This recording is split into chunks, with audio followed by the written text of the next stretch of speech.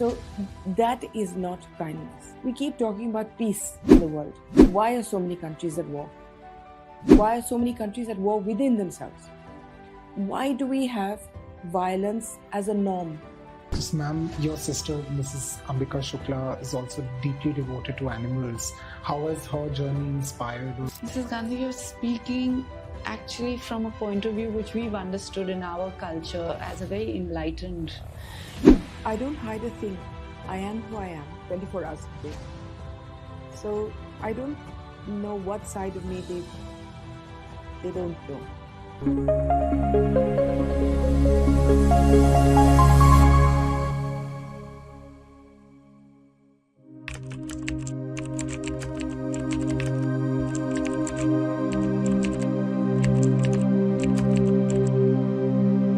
Welcome to another episode of Kin and Kindness. As you all know, this is a space where we explore the bonds that shape our lives.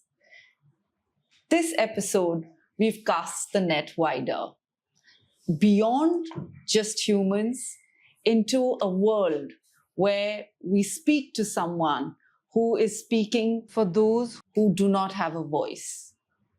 We are extremely delighted and excited to have Mrs. Gandhi with us today. So, Shubhani and I are very, very pleased to have Mrs. Gandhi from her very first rescue operation to leading India's largest animal welfare movement. Mrs. Maneka Gandhi has shown us that the love and kindness towards animals is a matter of policy, virtue, and a way of life. Today, we will journey through this podcast, through the discussion with Mrs. Maneka Gandhi, the earliest memories that she's had with animals, the challenges of balancing politics with activism, and the recent Supreme Court ruling towards stray dogs. So, without further ado, Shubhani and I are going to jump into having this most insightful and meaningful conversation with Mrs. Maneka Gandhi today. So true. Mrs. Gandhi, just wanted to begin this entire conversation. What does kindness personally mean to you, ma'am? You know, kindness is not a place and it's not an end in itself. It's the way you lead your life. I am not a person who is kind by speech. And I don't, believe that kindness is by being meeta or not. If you get that attribute, that's a plus. If you don't have it, you don't have it. Kindness is about recognizing that all human, non-human, plants, everything has a right to be and should be respected. Kindness is about recognizing that each one of us comes from our own hell. Right. Whether you're rich or you're poor, whether you're normal or not normal, each one of us live in a hell. And when we recognize that weakness in other people, the point is not to make more of a hell for them. The third is to recognize the inequality of species, whether it's humans. Within humans, you have poor, rich, abled, disabled, whatever. But you have a world where humans dominate. And we decide whether this animal or this insect will live, whether it'll feed, whether it'll die, whether we take their children away, whether we use them to make shoes, whether we make toothpaste out of their bones. So that is not kindness. So it comes from a place where there is a passion for justice. Kindness is dependent on the feeling for justice. All I ever wanted from when I was a child was for an even balance. People should be merciful to people. People should be merciful to all. If nothing else, to remove suffering. We keep talking about peace in the world. Why are so many countries at war? Why are so many countries at war within themselves? Why do we have violence as a norm? Because until you are mean to non-humans, You cannot be nice to each other. You cannot. That's not how the world or the universe is created. So if you start being nice, you will repair the inequality to a tiny degree. So that is what I have always seen. And my mother was like that. She was very gentle, but she also believed in justice, which is why when I was 18 years old, my passport was taken away. When I was 19, my passport was taken away by the government for no reason at all. I didn't even know I had a passport till they took it away. And then I went to court. And today, that is one of the most important cases in India because it establishes freedoms for all. It says that you cannot be imprisoned without a very, very good reason. You can go abroad. All the freedoms are encapsulated in that case. You were only 19. I was 19, yes. But it's marked my whole life, whether I was in school, whether I was in college. Everything has to be fair. It enrages me that things are not fair. I can't change the world completely, but I can change how I behave. And if I set a good example, then other people will. I've never told people that be kind per se. Be fair. And always realize that you have the power to destroy another human being, another animal, just by sitting on the ground and pulling up grass to put in your teeth. You have destroyed so many lives. So the idea is don't cause pain. There are 10 commandments that the Christians have made. Each one of those commandments are utter rubbish. For instance, do not tell lies. Now, suppose you say, if I ask you, how do I look? And you say, you look disgusting. And in your mind, you're telling the truth. Is it going to make my life better? No. So do not tell lies. All of them are like that. The point is, there is only one commandment, which is the universe believes in, and which the universe reacts to, which is do not cause pain. Full stop. If you just hold that as your guiding light, you will find 2-3 things. One, you may get angry with people, but there's nobody that you dislike or like. You will get angry with them because of something they've done, not because of whom they are. And therefore, things come and go as in a dream. You will achieve what you want to achieve without the paraphernalia of a personal attitude. If you decide that you are not going to cause pain. I cause pain. It isn't that I don't, but I cause pain to those who cause pain. And it's only because I want them to understand what they are doing. So if somebody hits a dog, they will have to be punished. Only because next time they will respect the being of the dog. It's not just dog. I mean, it kills me to see an elephant in a well. It kills me to see, a human suffering. When I was, I think about 20 years ago, it occurred to me that children were being taken out of Bihar, sold to the carpet trade in Banaras and Bhadoi. So I created an NGO called Ragmark.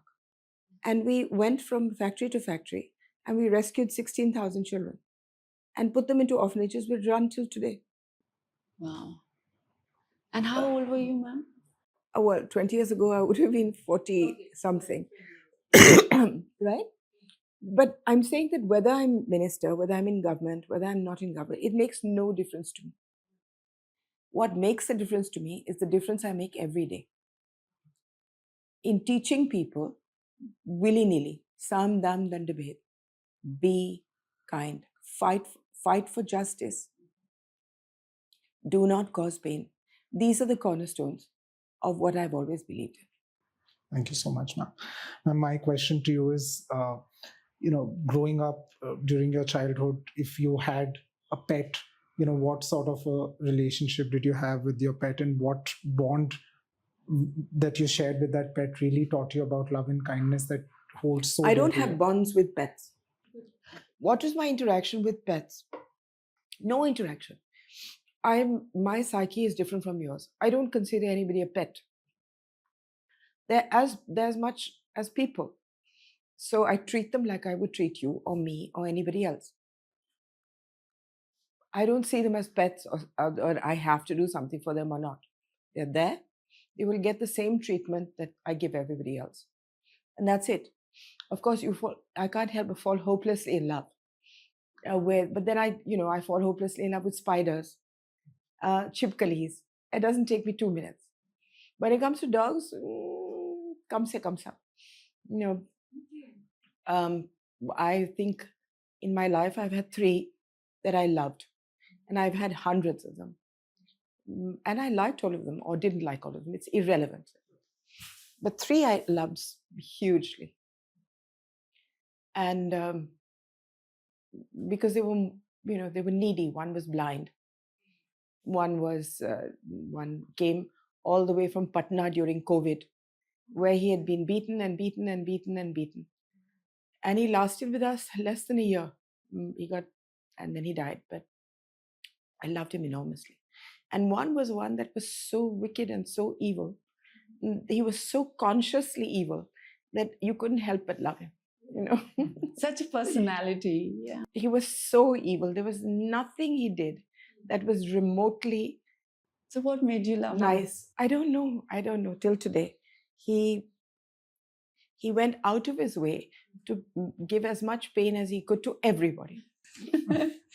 Oh, how sweet. So those 3. For you to have that love for an animal. Mine, love is not selective. It comes like rain on all. When the heart opens, it opens for all. It doesn't open for one. I seriously don't see the difference between a child, an elephant, a horse, an ant. Nothing. I don't even see it. Has it always been like this? It's always been like that. Always. Because this is so different. Everybody has, they've already made hierarchical points of view that, humans, animals, then No, I within can't see the difference. animals. I don't see them at all. That's fabulous. And what was the first rescue we were just having? No, it wasn't the first rescue. It was the first time I fed an animal on the street. I was coming back from school or somewhere, and I was 6, and I fed a dog a biscuit, and he bit my hand. And my mother was okay with it. She didn't say, "Daro, ye karo." My mother was okay with everything, Everything was part of life. So she took me to the hospital, and I had 14 injections, screamed my way through them. But I'm so glad I had those injections, because as soon as I got a titch button of power in my hand, I changed those 14 in the stomach to 5 in the... That's me. Oh. Yeah. So if I hadn't gone through the experience myself, it wouldn't have become easier for everybody else. So would that be my next question was, which one is the one rescue which haunts you the most, or you love the most? There are so many that have gone wrong that I kick myself. I could have saved that life. I could have done more. No, I don't sit around saying I achieved this. I sit around saying, oh my God, that could have been done better. I wish I'd known what I was doing at that point. But that's with everybody, Whenever we look back, it's always with grey glasses. So true. Because, ma'am, your sister, Mrs. Ambika Shukla, is also deeply devoted to animals.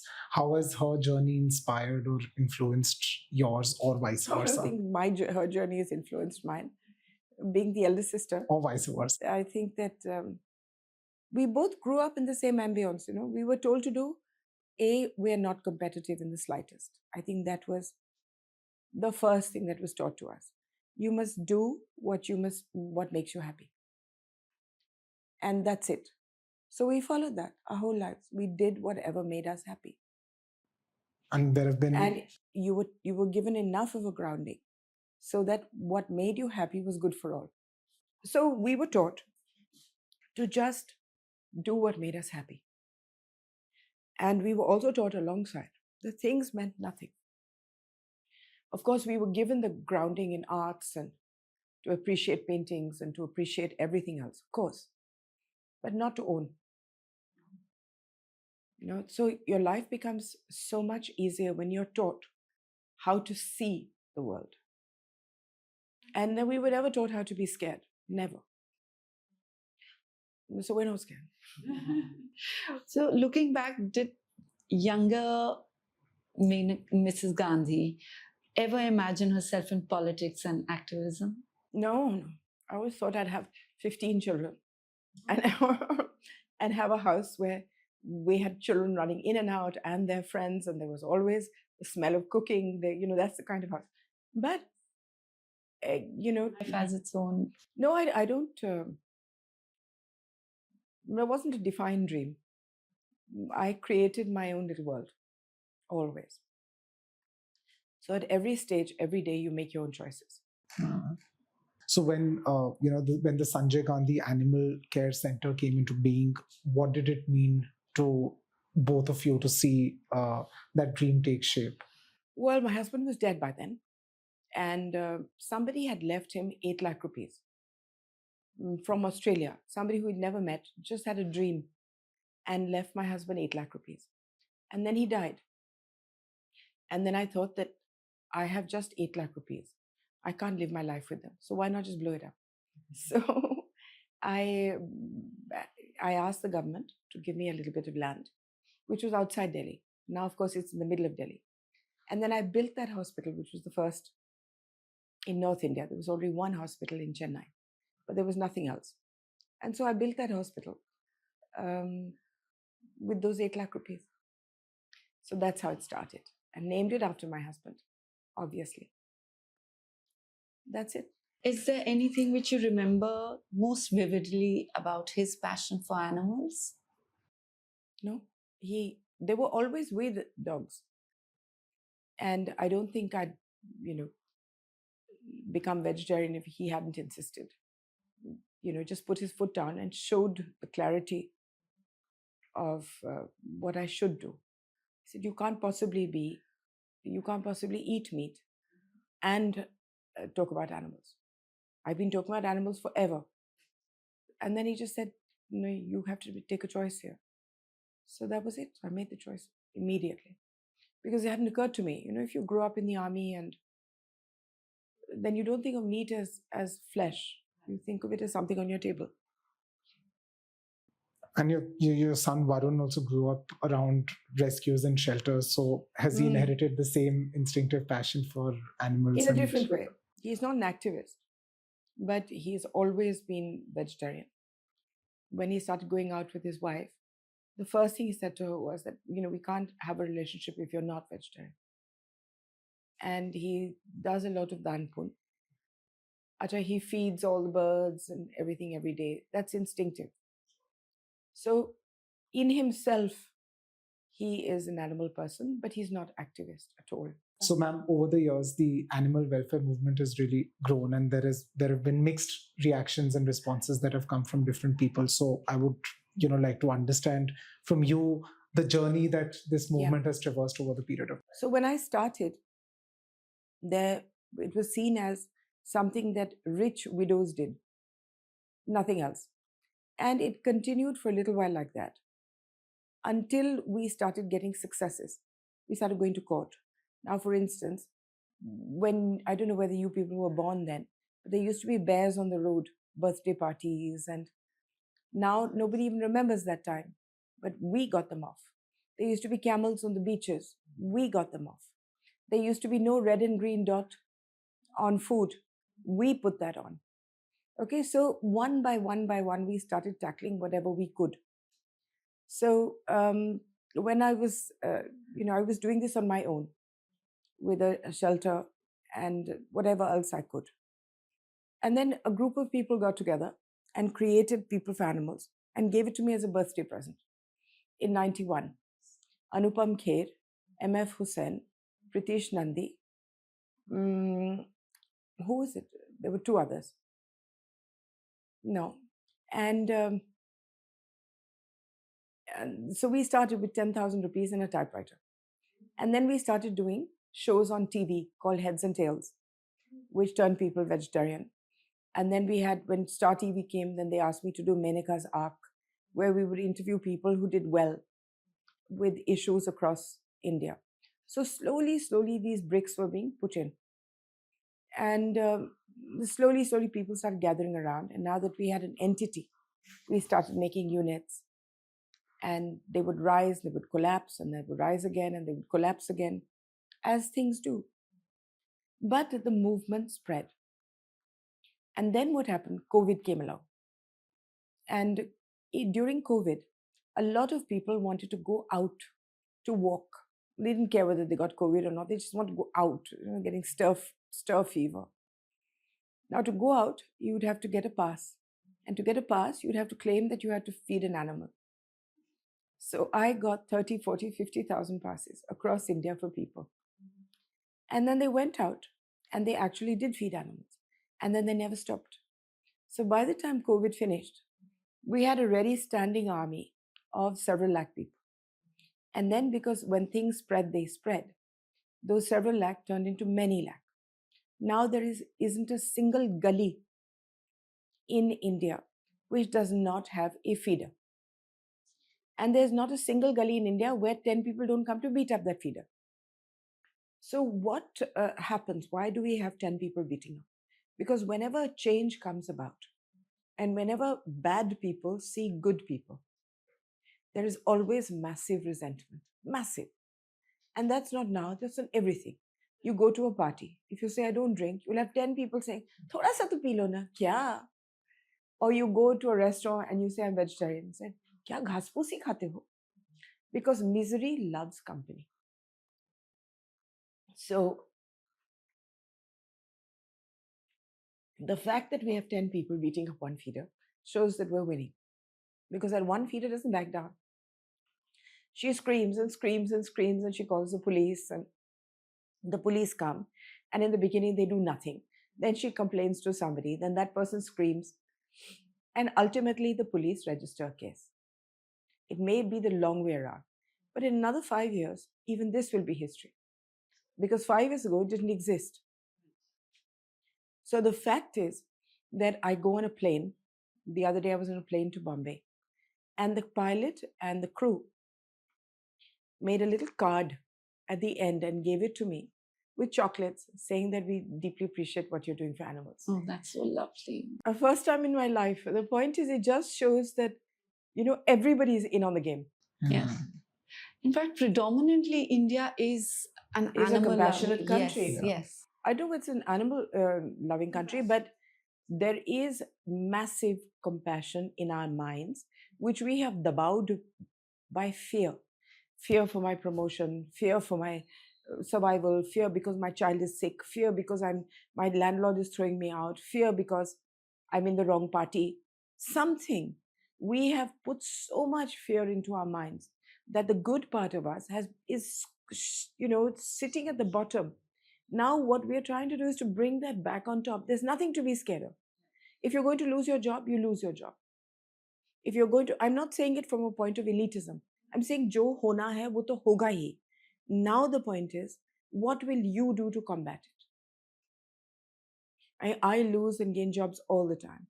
There was a time when my house was mortgaged. My secretary ran away with all my money.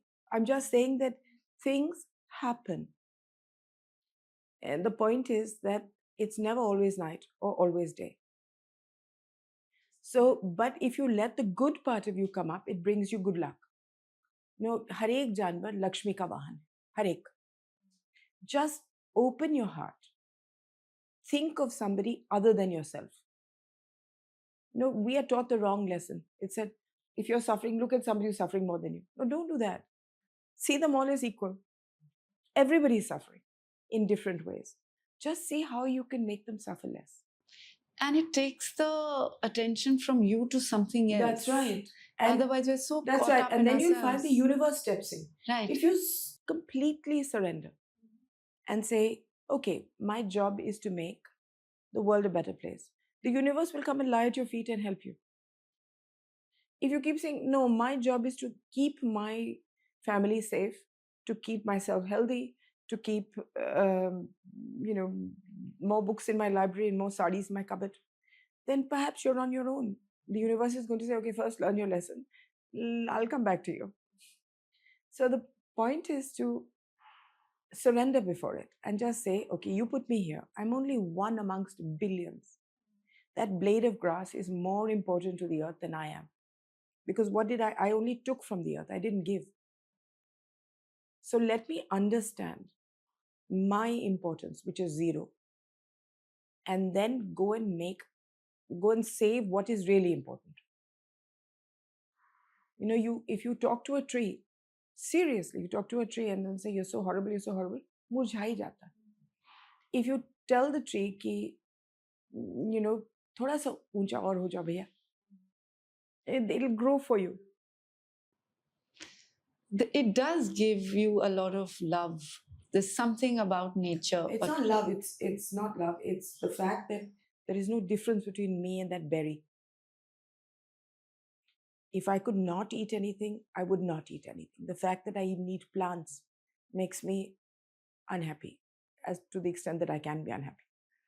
But that's right. Just have a respect for everything, and you'll find everything has respect for you. Mrs. Gandhi, you're speaking actually from a point of view which we've understood in our culture as a very enlightened. No, beta, this is just practical. Yeah. You know, kindness or acceptance of the universe is not it's not a philosophy. It's an economy. It's economics. That's how you save the world. How much money do we spend on killing each other? How much money do we spend on eating meat, which then I have to take medicine? How much money do I spend on cancer, which is given to me by milk? So you harm, you get harmed. It's simple, dog eat dog. You don't harm, maybe horrible things will happen to you. But you'll come out of it. I have a gift in any case, which the universe gave me. What is called a fairy godmother gave me when I was born, which is that almost every horrible thing will happen to me. Almost. If you look at the litany of horrible things, there's nothing that hasn't happened.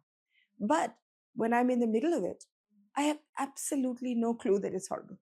How amazing. It's only when I look back and said, oh my God, ye bhi hua tha kya?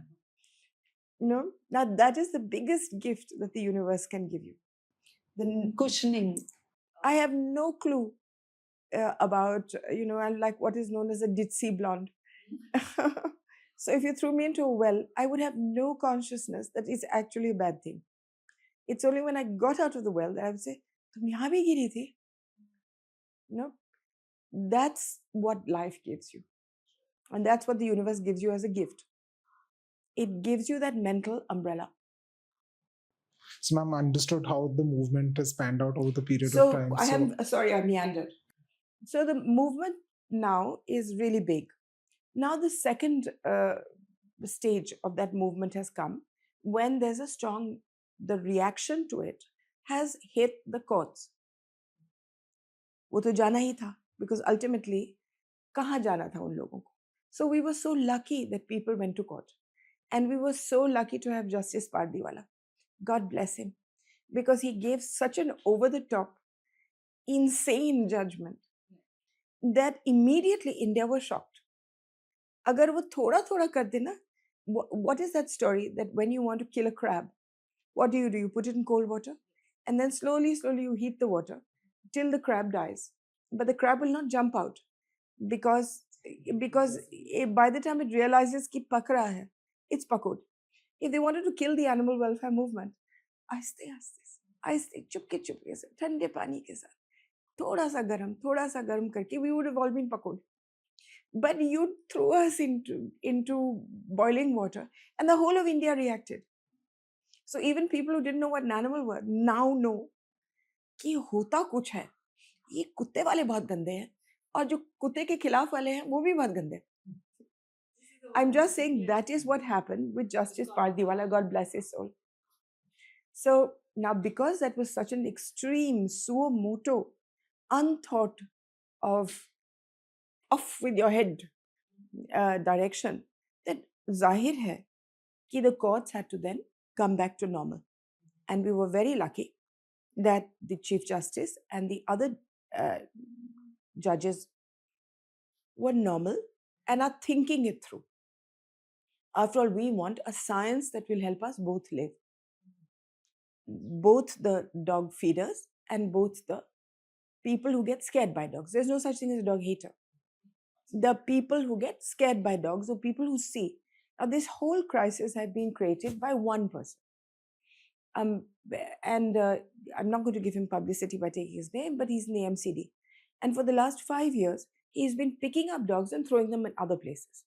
अब हमने एक दफा नहीं, दो नहीं, कम से कम 2 लाख दफा कहा होगा, शिकायत की होगी कि when you pick up a dog from my house and throw it in your house, the first person he's going to bite is you. And when I wake up in the morning, when I go to sleep at night, there are 30 dogs in the colony. When I wake up in the morning, there are 70 dogs. I am now turned from a dog lover into a dog hater.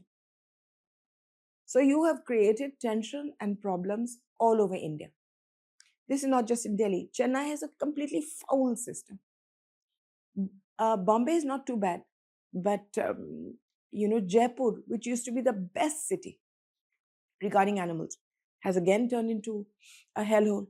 This relocation from rich people's colonies to poor people's colonies has destroyed people's love for animals. Otherwise, poor people, whatever we call poor people are much, much more dharti ke saath jude hue.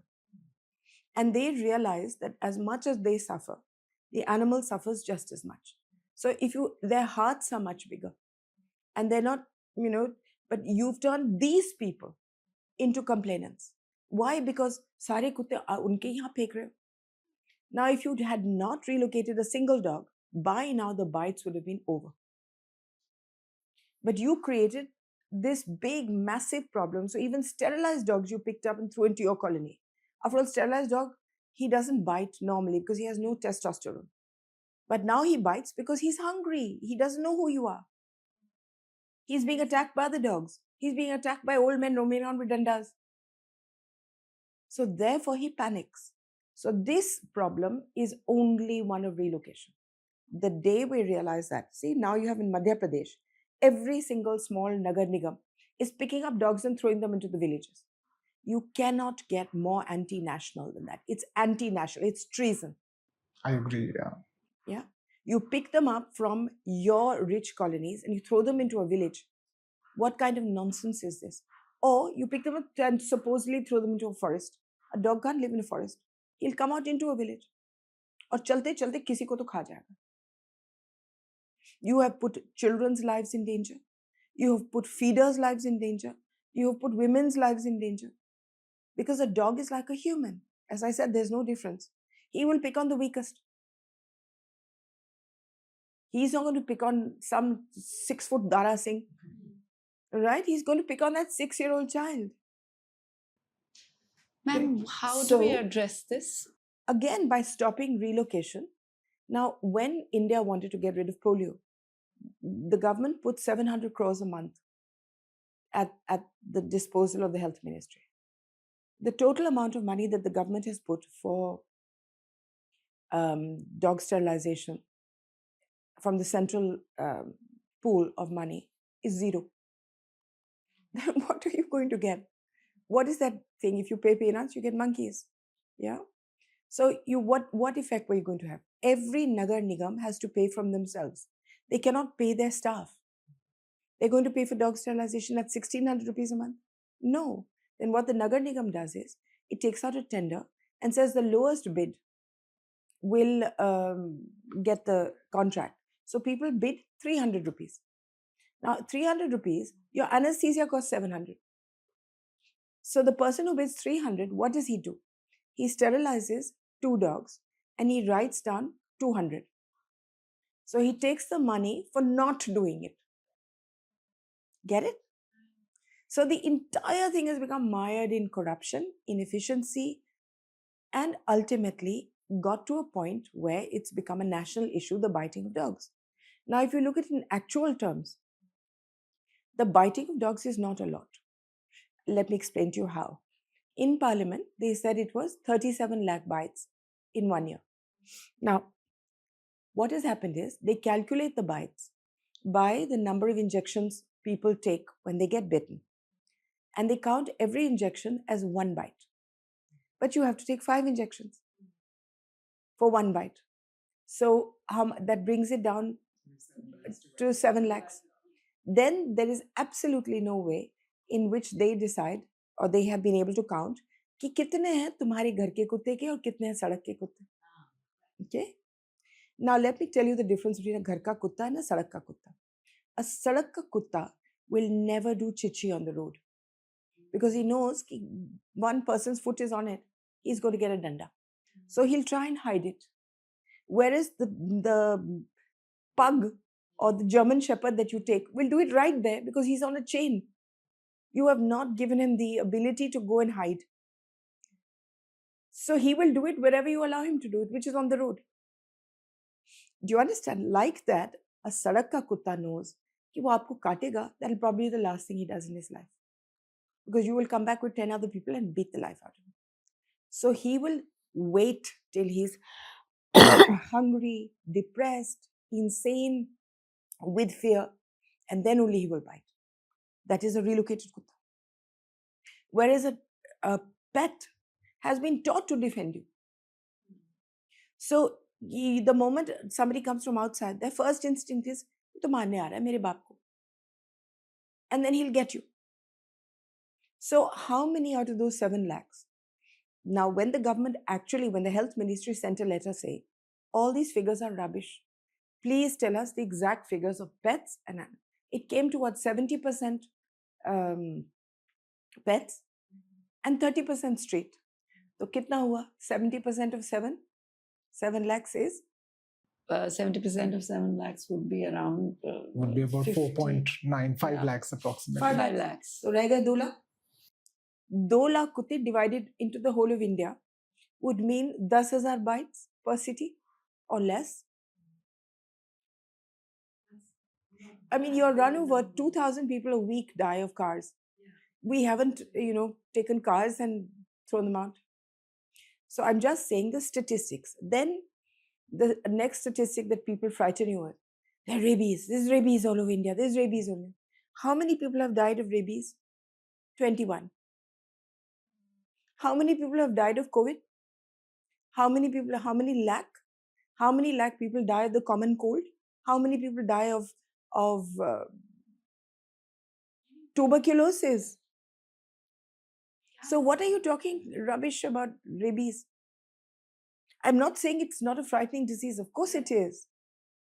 But the number doesn't justify. The number doesn't justify this massive overreaction. That's it. So you're just running out of things to say when you invent tamashas, people go around saying, oh my God, sab log mar rahe rabies se. 21 log to mare hi hain. Fir uske baad?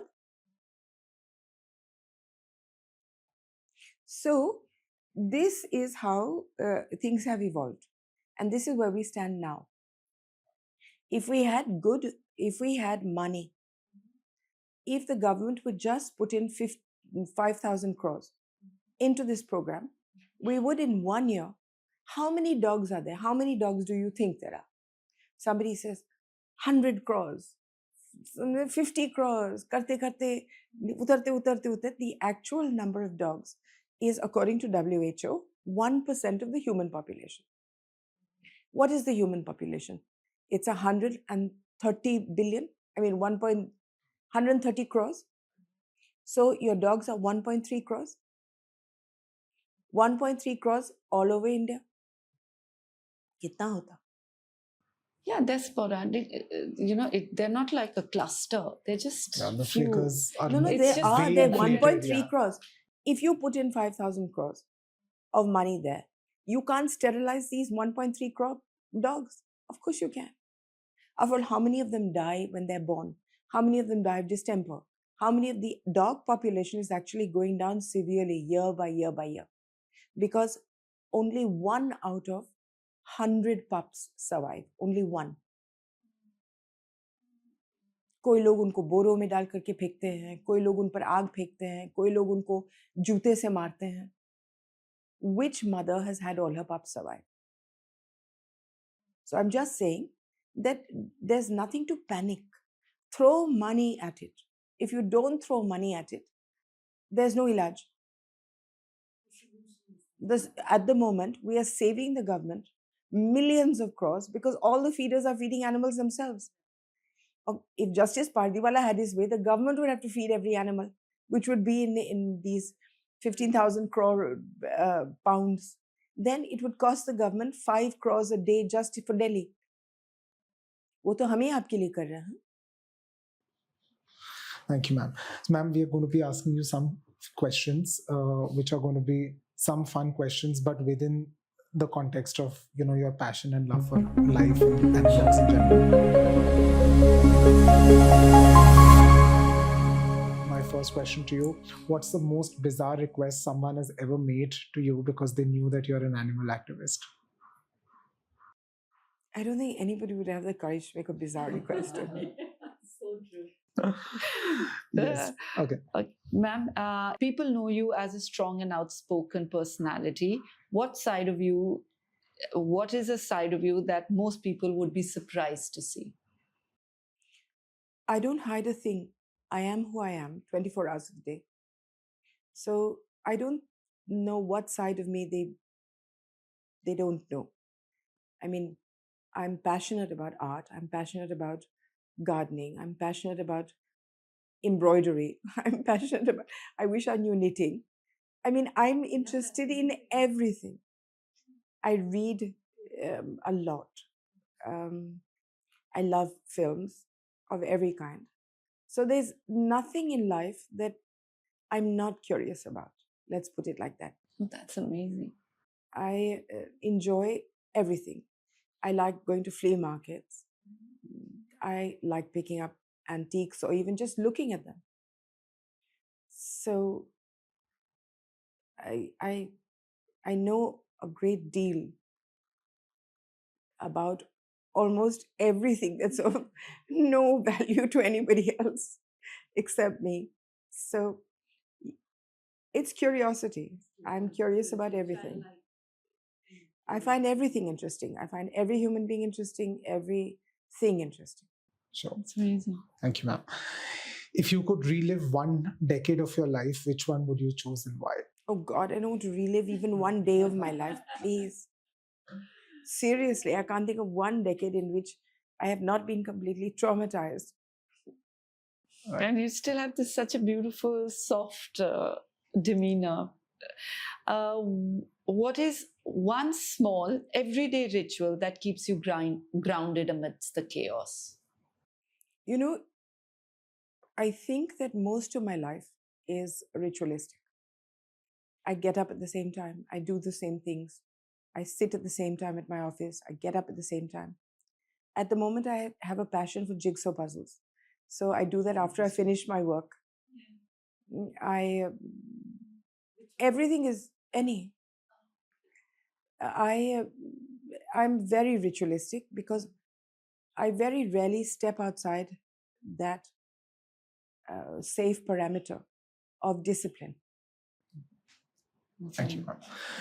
If Delhi stray dogs could write an open letter to humans, what would be the first line? Please love us. Please be kind to us. I feel you and completely agree with you, yeah. And if you could assign one animal spirit guide to every Indian city, which city would get which animal? I have no idea.